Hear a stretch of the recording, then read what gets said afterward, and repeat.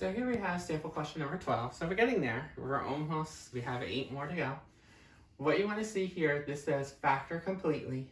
Remember, when it says factor completely, I don't want you to say, ooh, 3 terms, arch 7 times 28. Ooh, because 7 times 28, that gives you a large number. Remember, what's always our first step? Anytime it says factor completely, remember I always ask you, is there a GCF? Go through your A for D. Do you have matching set of parentheses? No. Do you have the same letter? No. Do you have the same number? Yes. Hopefully you recognize 28 is 4 times 7. 4 and a 7, 4 and a 7, 7. So they all have a 7. So when you divide each term by 7,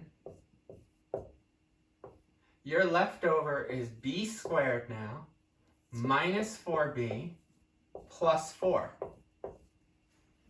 Notice, by taking out the GCF and looking at the leftovers, it makes this problem much easier to work with. What you can do here is say, well, now that I at least did a GCF, can my leftovers be factored completely? That means factored again.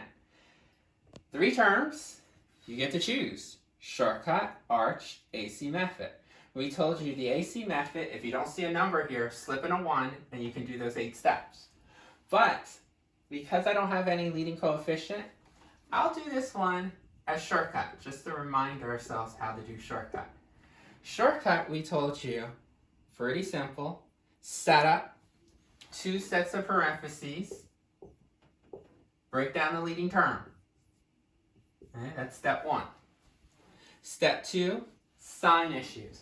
Remember, because this is a plus sign, that tells you the same signs or different signs. So plus means same. That means these two, the binomials, will get the same sign. Now that could be either 2 pluses or 2 minuses. So anytime you have same, you must look at the middle to determine what type. So it's going to be same, but negative. Step 3, do all the combos of the last term. So 1 and 4, 2 and 2. 3 doesn't go in there evenly, and 4 is already on the board. Okay.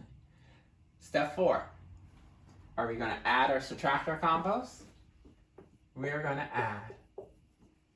So when we add, I get a 5 and I get a 4. Step 5, choose a combo. Remember, the middle term is 4. Which one gives us a 4? That means it can be factored out. So I'm going to choose the combo 2 and 2.